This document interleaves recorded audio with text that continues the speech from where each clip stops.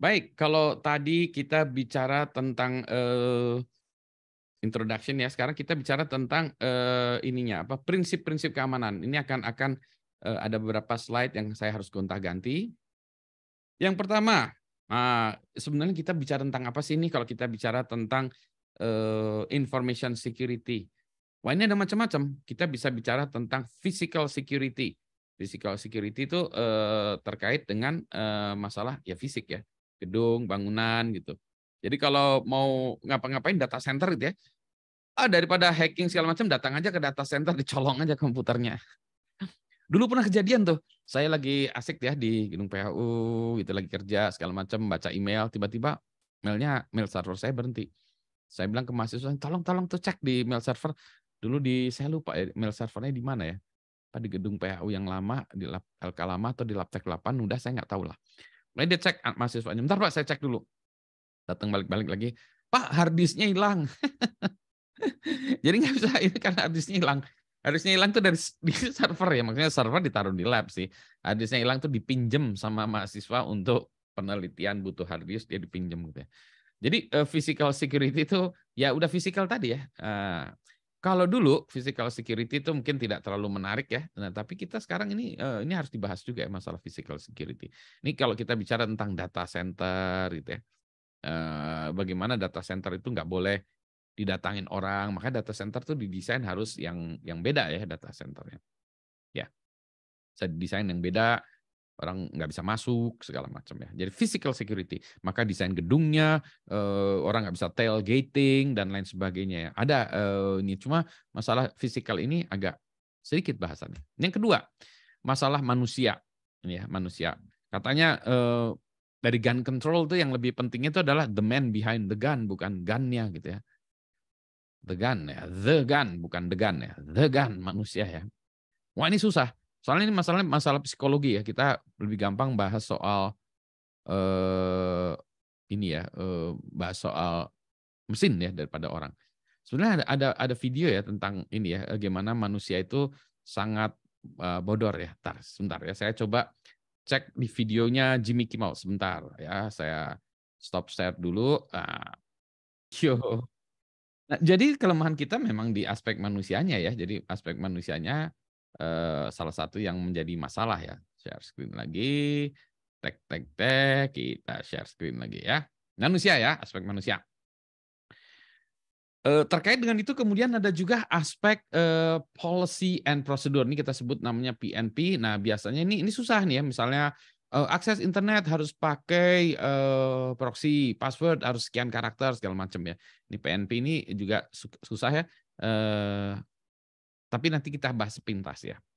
Banyak kan orang bicara tentang masalah teknis. Jadi yang di kelas kita akan bahas hanya ini aja ya sebetulnya. Di kelas kita hanya akan bahas data, media, teknik komunikasi. Ini untuk menunjukkan bahwa dimensi dari information security itu ada banyak yang ini aja nggak kita bahas ya.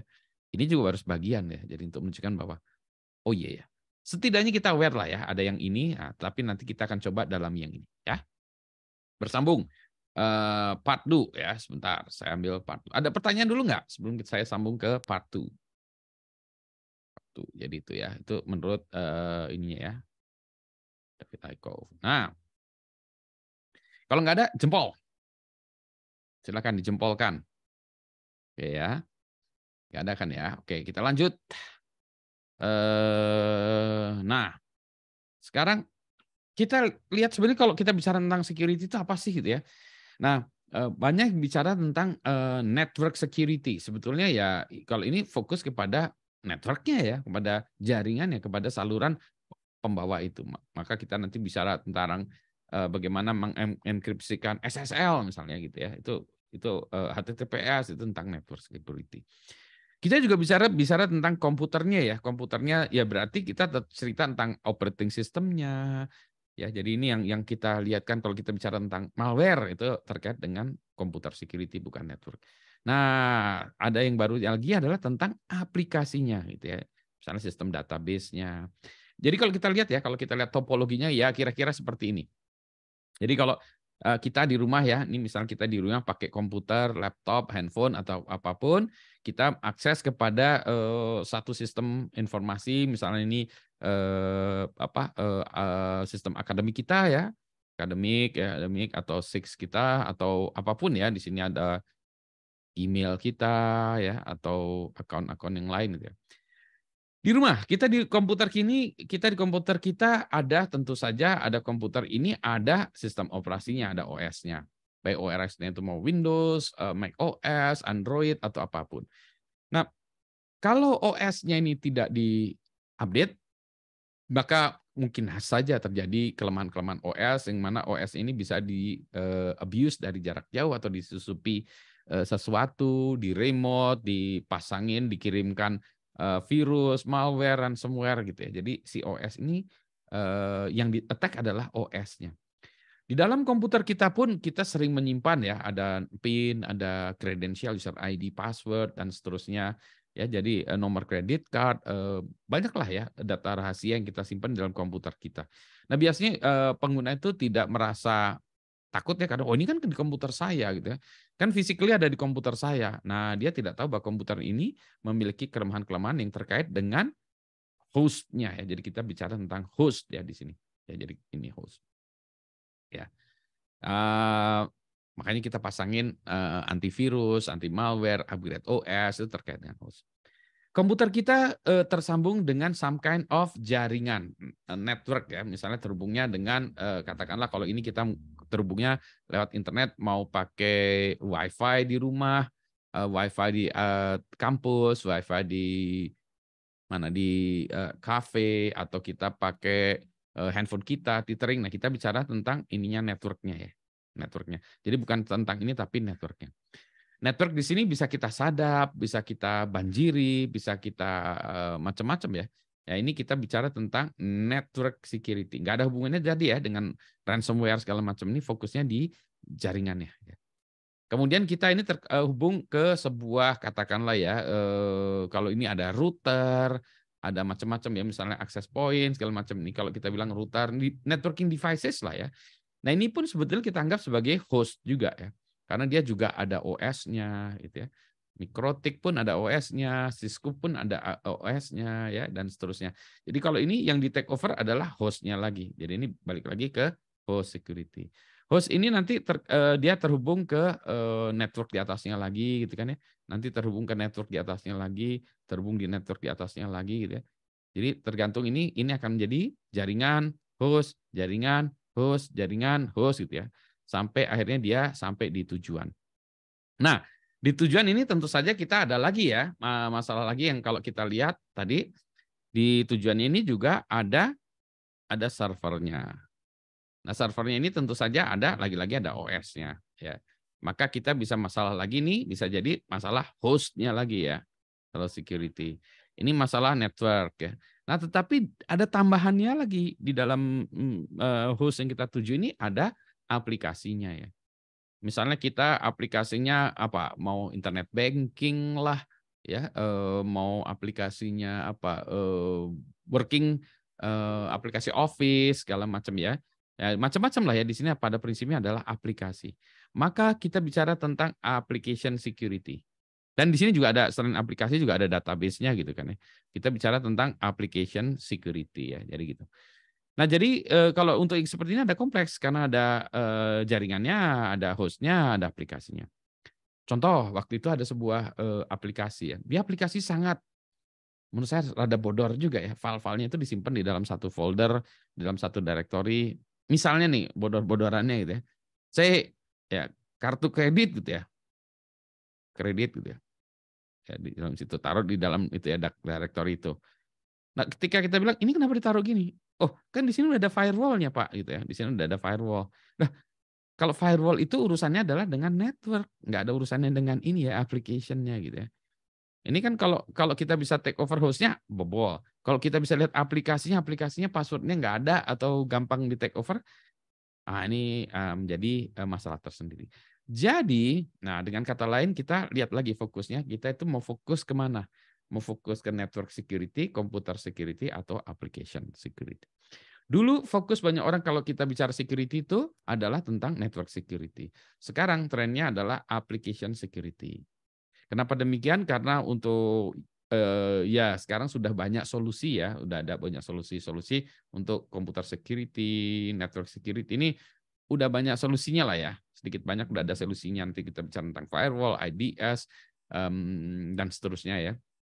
Nah, yang ini tuh karena software yang dibuat oleh developernya banyak, jenisnya banyak, dan kebanyakan tidak paham tentang masalah security sehingga softwarenya ini menjadi software yang sangat rentan. Boleh jadi ini oke, tetapi kalau ininya nggak benar ya sama aja dengan bohongnya. Nanti kita ada satu sesi khusus yang akan bahas tentang ini. Bahkan sebetulnya ada kuliah khusus, kuliah software security yang hanya fokus kepada ini saja. Itu ya. Dibalik-balik lagi kita lihat ini ya. Oke, ada pertanyaankah tentang hal ini? Kalau tidak ada, jempol. Kita nyambung lagi. Ini lagi. Kita lanjutkan dengan ini mana? Oh iya ini dia. Oke, sekarang kita bicara tentang masalah ini ya.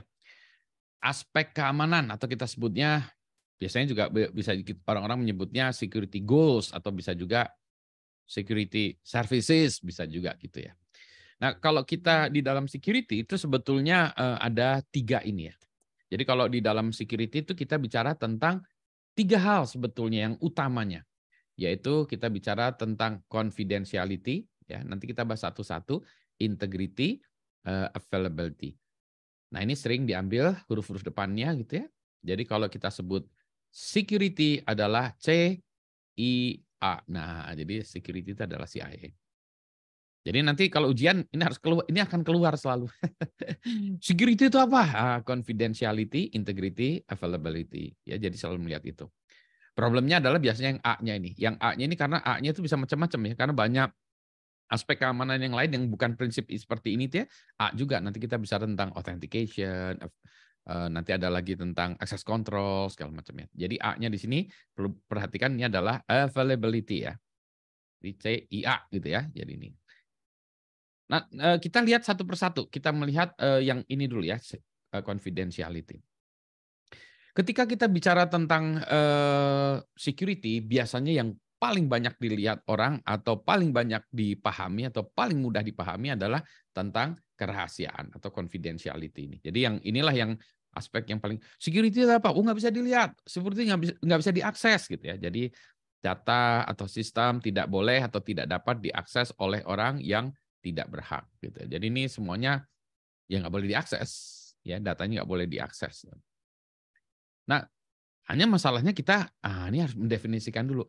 Sebetulnya data yang tidak boleh diakses itu apa? Atau kita sebutnya data yang disebut confidential itu apa? Nah, inilah kita bicara tentang policy and procedure. Kita bicara tentang kebijakan, ya. Policy.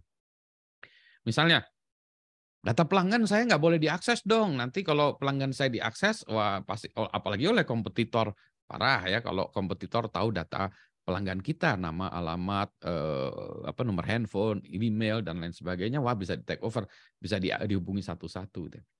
Data pribadi, nah ini data pribadi, ini disebut data pribadi apa ya? Maka ini sempat menjadi keributan banyak ya, nanti kita bicara tentang privacy.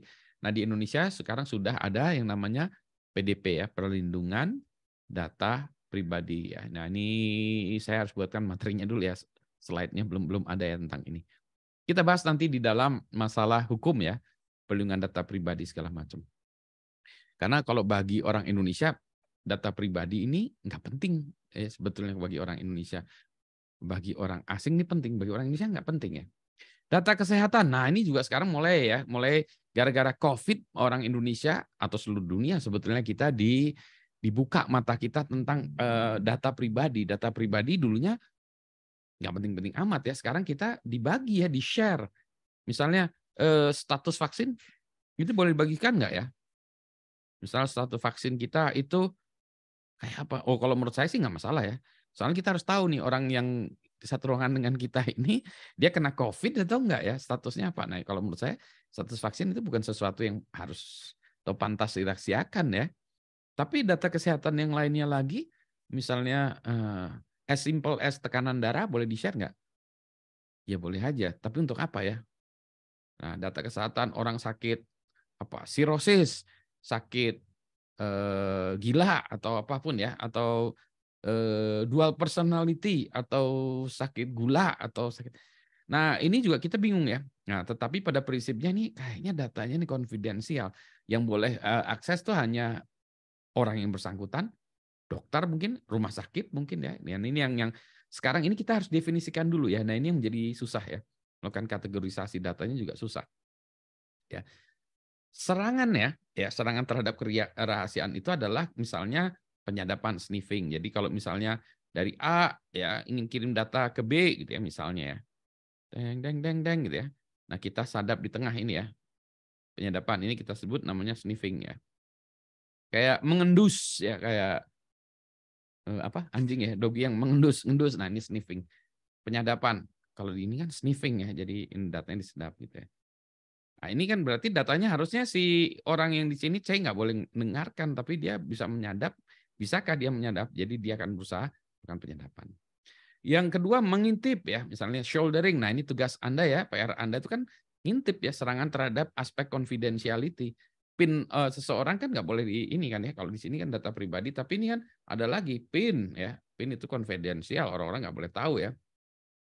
Maka serangannya salah satunya ngintip ya, ngintip shouldering ya, ngintip aja gitu ya. Atau ini malah ini mungkin orangnya tidak mengamankan misalnya data jaringan tidak diamankan, maka ya gampang diintip. Tapi bisa juga nih Pak, kita encryption ya, encrypted ya. Encrypted. Jadi biarpun disadap tapi dalam bentuk encrypted.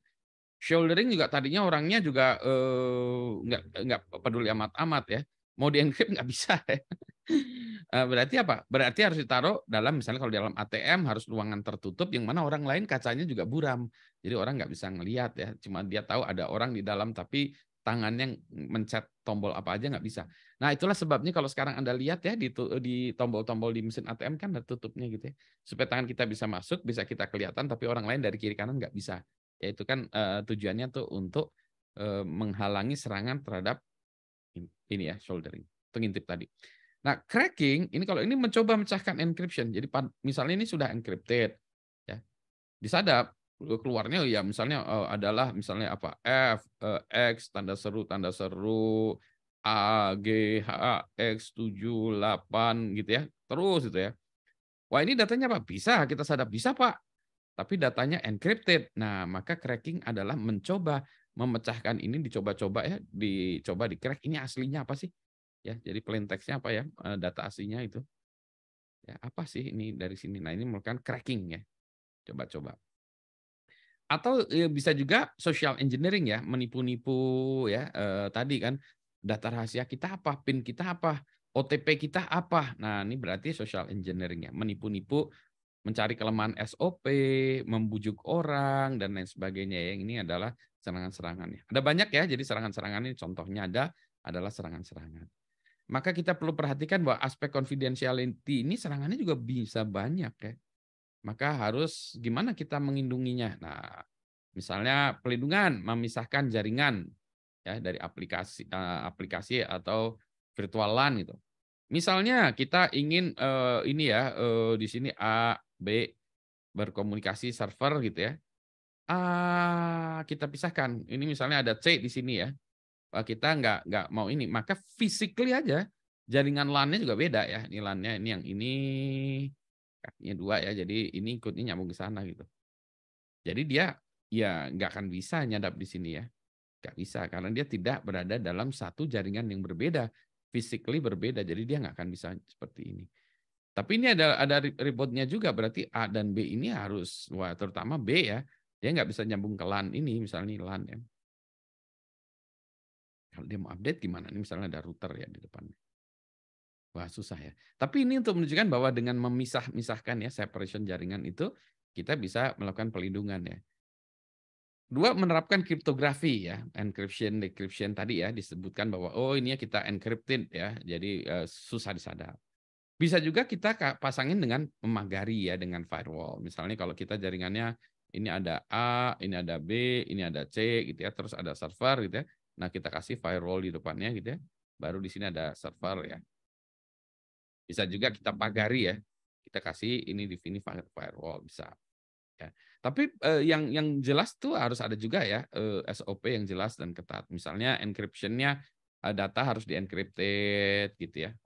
Oh iya, misal gini, misal kita nyimpen satu berkas di dalam hard disk kita atau dalam flash disk kita. Maka SOP-nya kita mengatakan bahwa semua data in transit atau dalam perjalanan atau yang bukan di hard disk di server, maka dia harus di-encrypt. Jadi ketika kita membawa flash disk kita gitu ya, maka data yang di sini harus encrypted. Nah, ini harus dimulakan dengan SOP yang jelas ya, ketat. Nggak boleh data keluar tanpa ini. Kemudian log ini juga ini sebagai bagian dari proses ini untuk melihat tadi upaya-upaya ada misalnya cracking. Oh, ini ada orang coba-coba cracking, dilihat lognya gitu ya. Ya, jadi ini salah satu cara untuk mengatasinya. Misalnya ini apa orang cracking password ya. Password ya. Itu ada ini gagal coba-coba atau orang main nerobos firewall ini pengen nyobain nerobos ini di lognya tercatat ini ada orang nih yang nyoba-nyoba dari IP sekian ini nyoba-nyoba masuk ke server padahal dia nggak boleh ya. Nah, ini log ini adalah untuk perlindungannya itu untuk mencoba-coba untuk mencatatkan orang yang mencoba-coba gitu ya. Jadi ini contoh aspek C. Ada pertanyaan sebelum kita berlanjut? Nih kita baru bisa bahas masalah aspek ini yang paling gampang. Ada pertanyaankah tentang aspek C ini? Kalau tidak ada, kita lanjut ke aspek berikutnya lagi. Jempol dulu. Kita supaya menunjukkan, oh ya udah. Oke Pak, nggak masalah Pak. Oke ya. Sekarang kita aspek yang kedua. Aspek yang kedua, confidentiality. Oh iya, sebetulnya sebelum itu masih ada lagi dulu ya. Sebentar, sebentar. Nah, sebentar ya. Ini saya tambahan lagi, tambahan aspek tambahannya mana? Oke, ya. Oke. Kalau kita bicara tentang confidentiality yang terkait dengan data pribadi, maka kita bicara tentang privacy. Privacy apa ya? Nah, ini contoh kasus ya. Misalnya data penerima bansos. Ini kita bingung juga nih ya.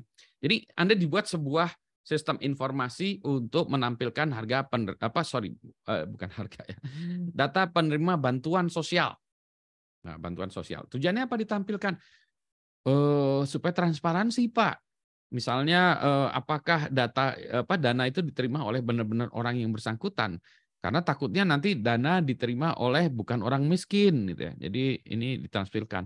Kan dulu kasus-kasus juga ada bansos ternyata nggak sampai ya, malah yang dapat itu adalah orang-orang yang udah punya berkecukupan gitu. Jadi wah ini harus ditampilkan datanya secara publik gitu ya.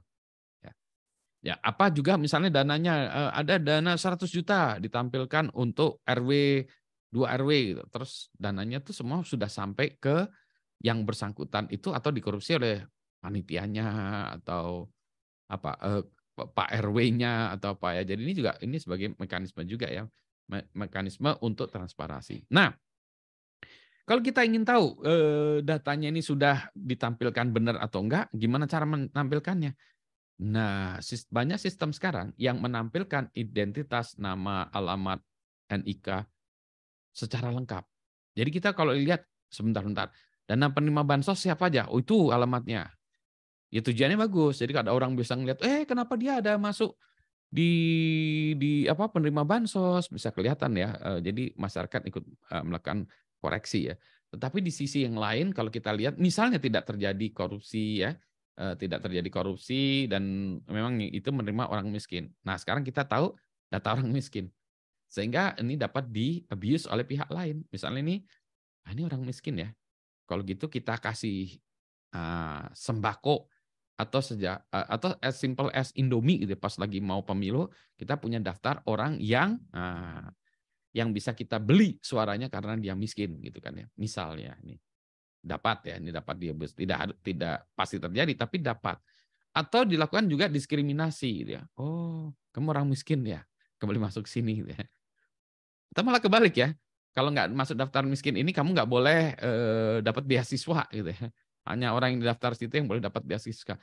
Jadi ini daftar yang gini itu menjadi problem ya. Jadi kita pengen transparansi ya, transparansi, tapi di sisi lain ini ada abuse ya. Nah, ini gimana tuh ya? Jadi kita ada transparansi tapi ada juga abuse. Ya, jadi gimana ya? Nah, inilah satu masalah. Misal ya kita buatnya misalnya Budi, namanya adalah Budi penerimanya. Nah, kita cuma gini ya, misalnya I Raharjo gitu ya. Ya, jadi nggak otomatis orang-orang tahu gitu ya. Oh, ya itu tapi kalau manusia bisa lihat itu Budi Raharjo tuh gitu ya. Tapi mesin kan harus dia mikir dulu ini Budi, Badi, Bari gitu ya. Ya, dan seterusnya. Jadi itu masih ada effort lagi ya. Data perlu dilindungi karena aib ya digunakan oleh pihak tertentu untuk keuntungan finansial diperjualbelikan tanpa izin pemilik data. Misalnya kalau Anda mahasiswa mungkin belum di abuse ya, tetapi data mahasiswa punya potensi untuk di abuse, tungguin aja. Anda mungkin setahun 2 tahun lagi pasti kan keluar dari ITB ya, kerja. Di abuse aja. Tawarin kartu kredit, tawarin pinjol. Nah, kasus-kasus pinjol kan juga gitu ya. Tawarin aja kalau saya tahu nama-namanya ini saya ini ya. Nah, itu ya. Jadi ini bisa orang jahat yang menjual belikan ini gitu ya. Anda yang datanya ada di situ tidak mendapatkan keuntungan. Harusnya saya menyerahkan data saya kepada Anda penyedia jasa, saya mendapat layanan. Tapi saya nggak mau data saya dijual belikan orang, kemudian dia yang dapat keuntungan, saya tidak ya, nggak mau gitu kan. Nah, ada lagi kenapa data ini perlu dilindungi karena seringkali ini ya tanggal lahir menjadi bagian dari password. Lihat tadi ya di yang tadi bodoran Jimmy Kimmel tadi ya. Dan saya yakin Anda juga nomor PIN Anda ya paling ya terkait dengan password ya. Jadi ini susah. Nah, NIK sering dianggap sebagai rahasia ya. Sesuatu yang hanya diketahui oleh yang bersangkutan. Padahal tidak lagi. Ini asumsi yang salah. Sehingga Pak, kalau kita membuat aplikasi atau membuat sistem, maka kita ambil NIK ini sesuatu yang sudah diketahui. Ya, diketahui. Sama dengan ya nama saya kan Budi Raharjo ya. Anda tahu semua itu. Namanya siapa? Wah Raharja gitu. Enggak mungkin kan ya. Jadi ini Budi Raharjo apa? Budi Raharjo yang NIK-nya ini gitu ya. Nah, bagi saya ini sebetulnya nggak masalah, ini dianggapkan sebagai sebuah satu kesatuan. Maka ketika kita mendesain aplikasi, jangan minta NIK sebagai kredensial yang dirahasiakan. Kita harus cari kredensial yang dirahasiakan lain lagi, bukan NIK. NIK ini hanya untuk menunjukkan ini Budi Raharjo yang mana, Budi Raharjo yang ini gitu. Karena di Indonesia ini Budi Raharjo banyak. Budi Raharjo yang banyak pisan ya, namanya Budi Raharjo, nama saya nama pasaran gitu. Jadi Budi Raharjo yang itu gitu. Ya, jadi itu. Data menjadi lepas dari kendali kita. Ini lagi, bagaimana jika terjadi kesalahan atau ketidakakuratan data? Jadi bisakah kita punya hak atau sistem untuk memperbaiki itu? Bagaimana kita tahu data yang disimpan di dia itu apa sebetulnya gitu? Misalnya ternyata tercatat di dalam sana itu Budi Raharjo jenis kelaminnya perempuan. Wah, saya nggak tahu nih gimana caranya ya. Ibu Budi Raharjo, saya Pak, enggak menurut database ini Budi Ibu gitu ya, Ibu Budi gitu. Ya. Wah itu salah itu. Oh, saya harus memperbaikinya gimana? Nah itu kan data saya, harusnya saya yang punya hak untuk memperbaikinya gitu ya. Tapi kadang-kadang wah susah banget, ribet banget ya. Apalagi kalau udah salah itu. Nah kalau misalnya Anda sudah pernah misalnya masuk database orang tercela secara apa ya, secara keuangan gitu, misalnya Anda pernah bankrupt gitu ya, maka Anda nggak bisa dapat kartu kredit, nggak bisa mendapatkan macam-macam ya untuk usaha, Anda nggak dapat bantuan usaha karena Anda pernah bangkrut. Padahal itu bukan saya Pak. Gitu ya.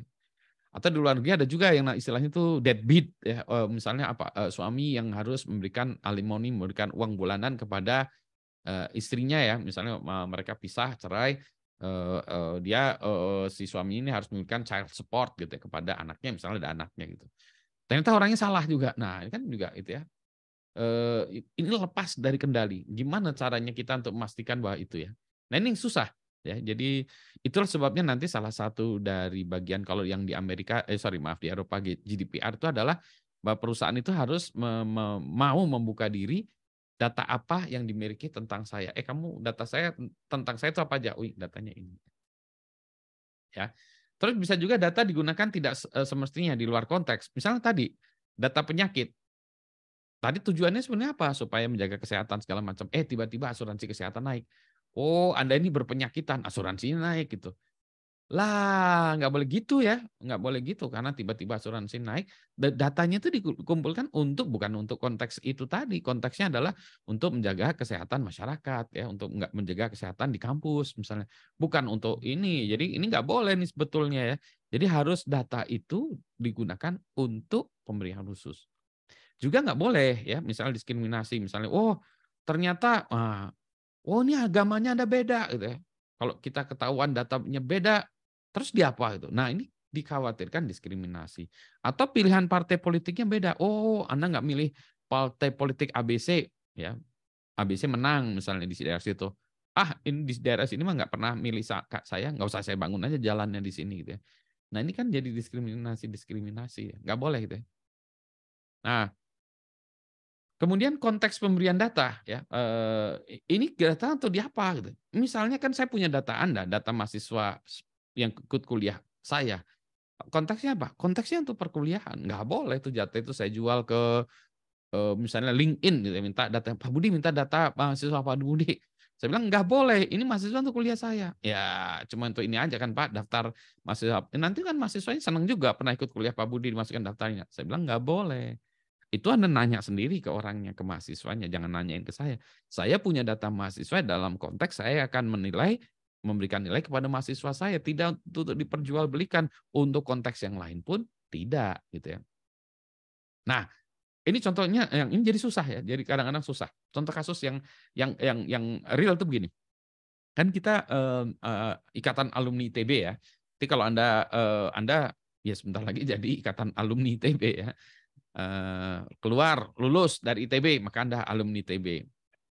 IA ITB akan mengadakan pemilu kayak kemarin pemilihan ketua umum. Nah itu kan harus dikumpulin datanya. Datanya dikumpulkan dalam konteks untuk pemilihan ketua IA ITB.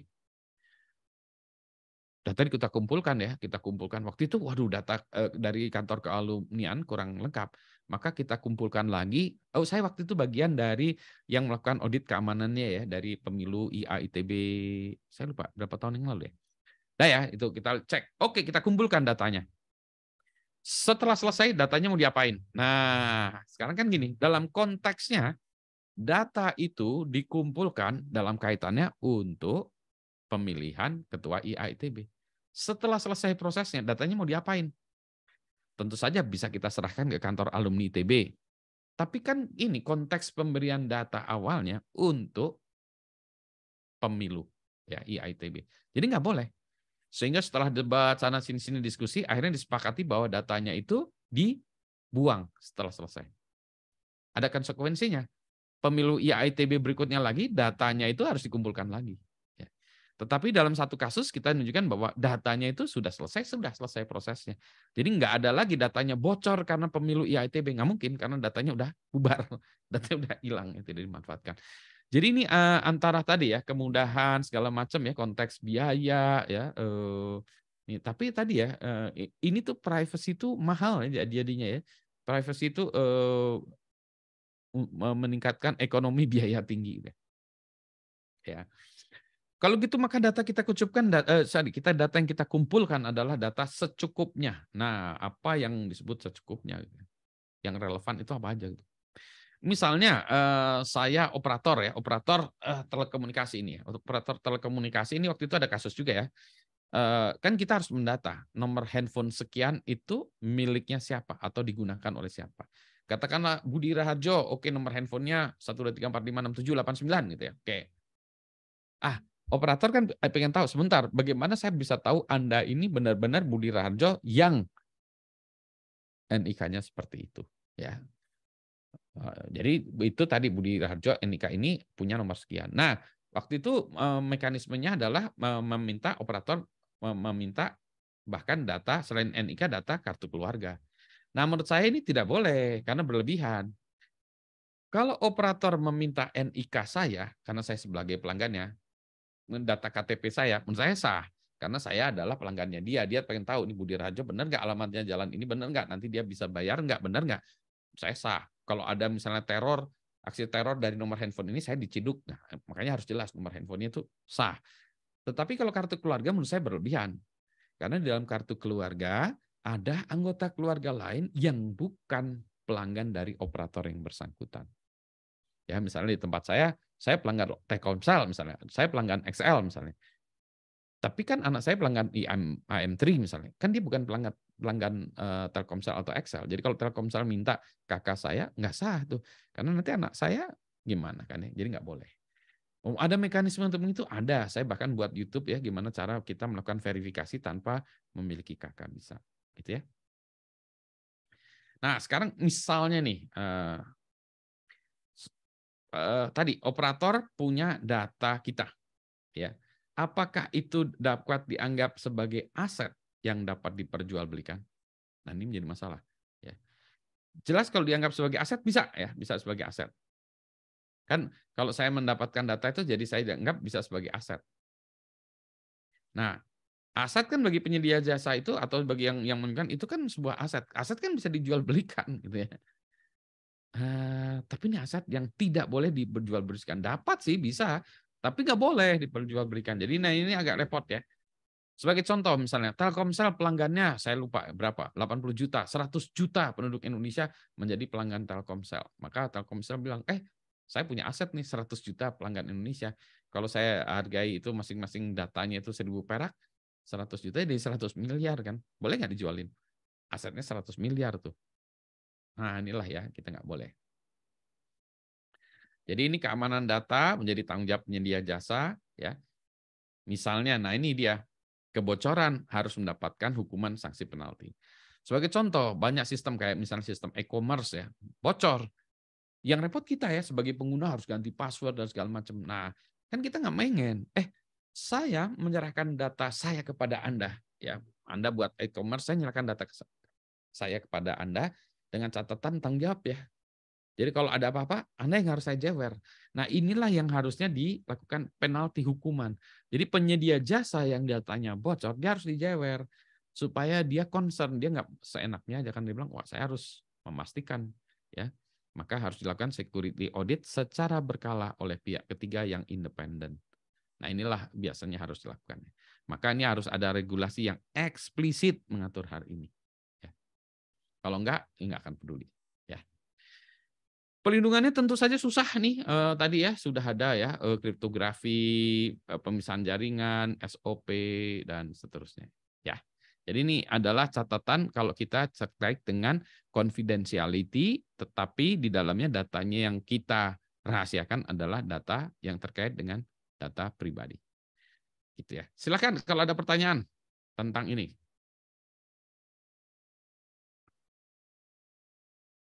Maka kita masuk aspek yang kedua adalah aspek integrity. Ya, Nah, sorry, minum dulu sedikit. Kalau confidentiality itu fokusnya, orang lain nggak boleh tahu data kita. Kalau ini fokusnya adalah data tidak boleh berubah ya tanpa approval dari pihak yang bersangkutan, yang berhak gitu ya. Jadi tidak dapat atau tidak boleh diubah oleh pihak ini. Contoh adalah rekening bank. Ya. Kalau rekening bank kita tidak ada transaksi yang sehari kita, nggak boleh dong berubah. Rekeningnya nambah, rekeningnya berkurang. Ya rekening bank atau ini juga sama juga ya, pulsa kita ya nggak boleh berubah. Tiba-tiba berubah, naik, turun, nggak boleh ya. Pemilihan di e-voting harus tetap sama sampai di pusat perhitungan. Misalnya saya milih di TPS saya milih partai ini, orangnya ini, yang harus di pusat, bagaimana kita bisa menjaga integritas datanya. Sama juga misalnya di sistem Anda ya, akademik, nilai-nilai Anda gitu, nilai. Bagaimana dipastikan bahwa dari dosen nilai ke sistem akademik terus nggak berubah. Ya. Jadi kalau kita lihat untuk sistem transaksi, aspek integritas ini merupakan aspek yang sangat penting, bahkan kadang aspek integritas ini lebih penting daripada aspek confidentiality. Menurut saya ya. Sebagai contoh, saldo Anda, orang lain boleh tahu nggak? Oh ya nggak boleh. Oh iya, tapi kalau bocor gimana? Ya kesel, marah, segala macam, malu, bangga mungkin ya. Tapi kan yang nggak boleh saldonya berubah. Misalnya saldo Anda punya rekening saldonya 5 juta. Ya besok berubah jadi 350.000. Besok jadi 5.700.000. Besok lagi berubah jadi sebentar, ini tuh bank atau apa? Kok ini kayak yoyo gitu ya. Saldonya nggak boleh. Nah, ini integritas ya yang lebih utama. Nah, sayangnya biasanya kalau dalam kacamata security ini dulu tuh nggak jadi perhatian ya, integritas data. Rahasia, rahasia, rahasia. Security, oh rahasia. Kalau ini bukan, enggak. Data itu harus nggak boleh berubah.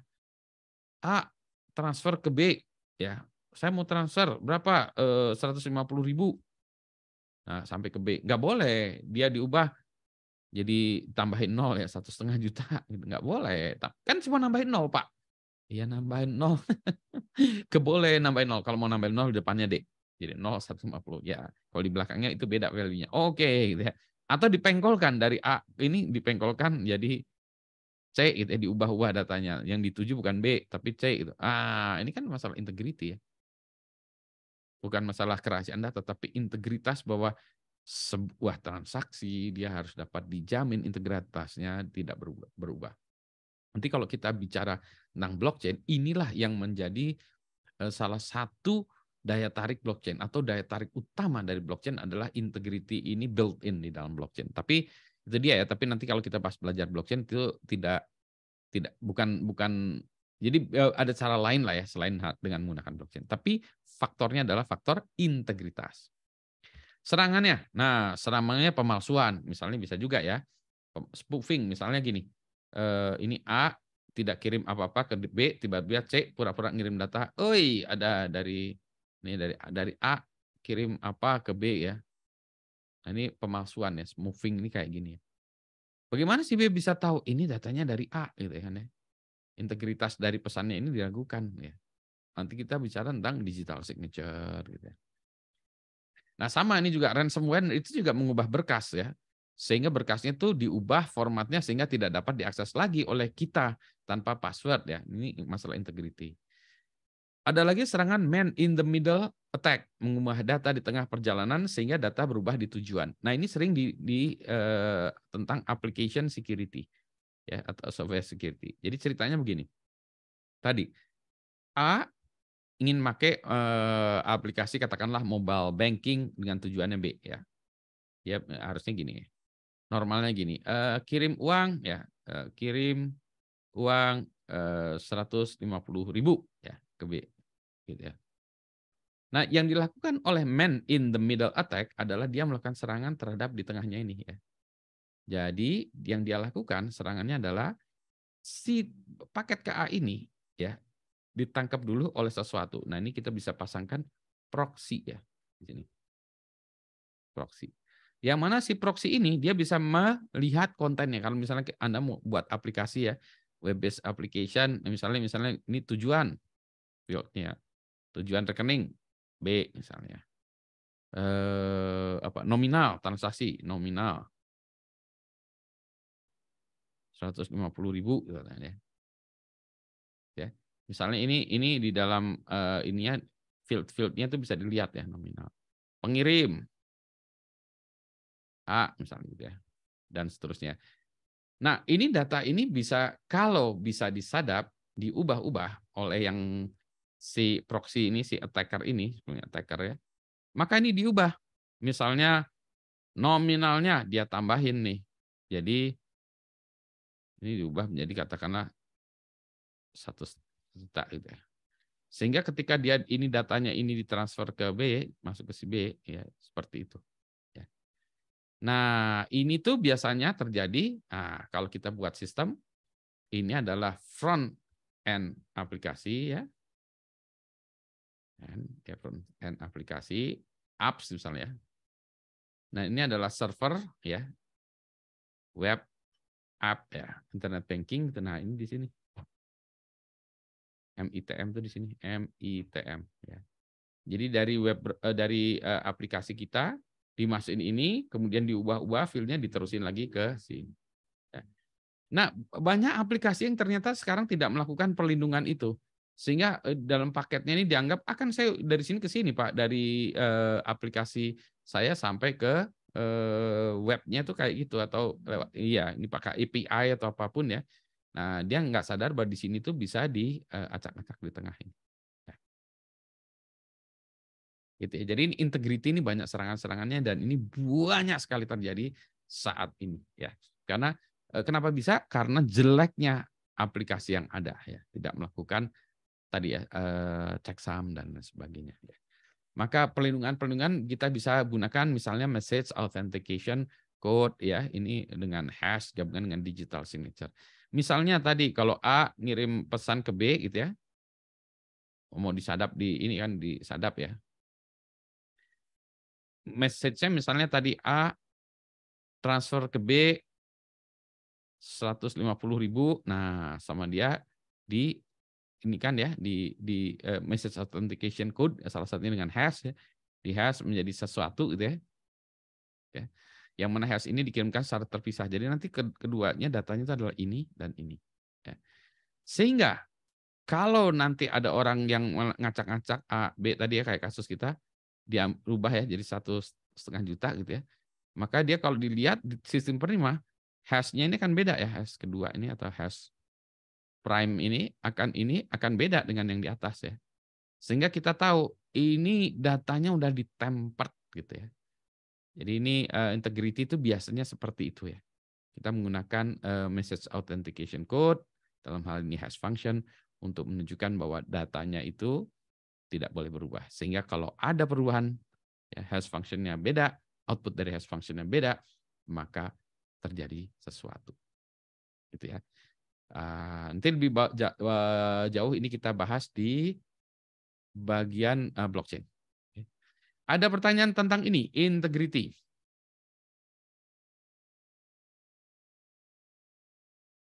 Silakan. Adalah aspek availability. Oke, baik. Kita bicara tentang ya, jadi kita bicara. Nah, kalau dulu ketika orang bicara tentang security, maka kita bicara tentang kerahasiaan. Oke, gampang. Mulai muncul, oh integrity. Oh ya itu security. Sekarang availability, kok masuk security? Dulunya tidak. Ya, ini masuk security. Availability, ketersediaan. Ini apa sih maksudnya? Availability itu adalah data atau informasi atau sistem harus tersedia ketika dia dibutuhkan. Ini menjadi masalah karena kita sudah terlalu bergantung kepada sistem IT. Ya, jadi contoh yang paling gampang ya, kalau Zoom nggak jalan, kita nggak ada kuliah hari ini. Gitu ya. Oh, Zoom-nya nggak bisa jalan, Pak, nggak ada kuliah. Kalau webnya akademik nggak jalan, wah nggak bisa, absensi. Gitu ya. Jadi ketidakadanya data atau sistem mengakibatkan kegagalan bisnis. Bisnis proses kita perkuliahan tidak bisa berlangsung karena Zoom tidak bisa jalan gitu ya. Tidak bisa jalan ya kalau kita mungkin annoying ya. Tapi bayangkan kalau Anda mau beli sesuatu dari Shopee misalnya atau Tokopedia, sistemnya nggak jalan. 3 hari 3 malam Anda mau beli sesuatu. Wah, ini gitu ya. Anda misalnya mau beli makanan kucing lewat Tokopedia atau Shopee. Pas di order nggak bisa, tokonya nggak bisa diakses. Atau pokoknya nggak bisa diakses, sistemnya nggak bisa diakses. Kan Anda kesel kan ya. Berarti Anda harus pergi keluar beli makanan kucingnya ya. Padahal saya bisa ini ya. Atau sama juga Gojek ya, Gojek. Bayangkan sekedar Gojek itu menjadi suatu hal yang luar biasa ya. GoFood-nya atau GoPay-nya nggak jalan juga. GoPay nggak jalan, OVO nggak jalan, segala macam nggak jalan, gimana ya. Jadi ini berdampak juga kepada aspek finansial ya. Jadi security itu kalau sistemnya nggak jalan masalah juga ya. Jadi ini iya maka availability ini dianggap sebagai masalah bagian dari security. Pak, ada orang ditangkap. Kamu ini ya nge-hack sistem ya? Enggak, Pak, enggak. Kamu nyuri data ya? Enggak Pak. Bisa dibuktikan saya enggak. Oh iya. Kamu ngubah-ngubah datanya ya? Enggak Pak. Gitu.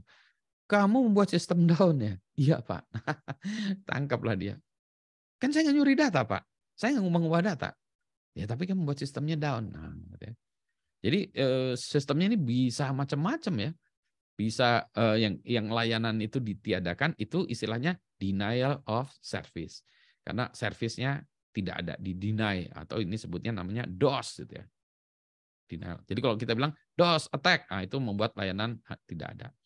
Kalau layanannya attack-nya ini dari berbagai tempat secara banyak ya, itu disebutnya namanya DDoS. Ditambah DOS tapi distributed. Nah, DOS ini levelnya bisa macam-macam ya, bisa di jaringan, bisa di aplikasi, bisa bahkan sampai listrik pun bisa disebut DOS. Contoh nih, Anda kan tahu ping ya pasti ya, ping. Ayo, ping itu apa ayo? Ada yang tahu nggak? Ping, ayo silakan. Ada yang mau jawab, ngomong atau chat, ping apa coba? Ayo ping, pengen tahu aja saya. Kalau saya sebut ping di kepala Anda apa? Ayo, ada yang bisa menjawab? Kalau saya tanya ping gitu, apa ini Anda? Ayo apa? Ping. Itu kalau saya bilang P gitu. Waktu yang dibutuhkan untuk mengirim satu paket dan ledakan yang balik gitu. Ya, bisa. Apalagi P. Jadi kalau dikasih P nggak dijawab-jawab marah. Kan saya udah ngirim P ini. Ya. Ping. Nah, ping itu ya. Apalagi ada yang punya ini lagi jawaban lain ping. Mengecek koneksi. Oke, juga boleh. Nah, apalagi? Ngecek latency, boleh. Ping, apalagi? Kalau ping jawabannya apa? Ping jawabannya apa? Saya ngeping, jawabannya apa harusnya ping? Kalau orang ngasih P, jawabannya Waalaikumsalam.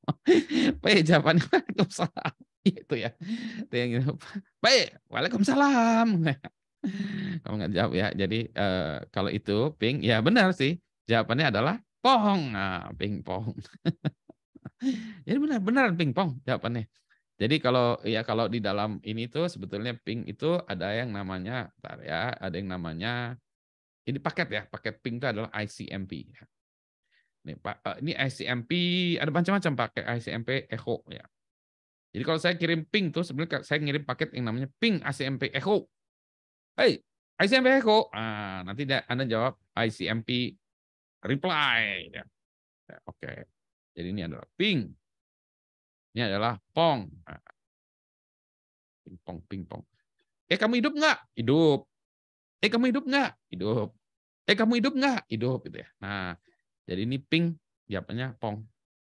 Lebih menariknya kalau misalnya saya nih ya, misalnya saya bilang ke Anda ya, selamat pagi anak-anak, selamat pagi mahasiswa. Kan Anda jawab, selamat pagi Pak. Kalau saya jawab, tanya ya, misalnya, Assalamualaikum. Anda kan jawab, Waalaikumsalam gitu kan ya. Jadi kalau jadi di sini misalnya ada berapa anak nih ya. Misalnya kita ada 50 orang ya. Assalamualaikum, yang jawabnya 20 anak ya. Waalaikumsalam gitu kan ya. Berarti saya satu paket ke sana, satu paket ya. Assalamualaikum tadi dijawabnya 20 kali gitu ya. Jadi ada faktor amplification. Jadi ada faktor pengali nih. Jadi kalau saya mau ngabisin bandwidth, saya ping aja semua. Assalamualaikum. Waalaikumsalam. Assalamualaikum. Waalaikumsalam. Assalamualaikum. Waalaikumsalam. Jadi ini kalau kita ini ada yang namanya ping. Kalau biasanya ping itu ini kan satu mesin ya. Tapi kita bisa juga ping ke seluruh IP di dalam satu segmen itu namanya ping broadcast.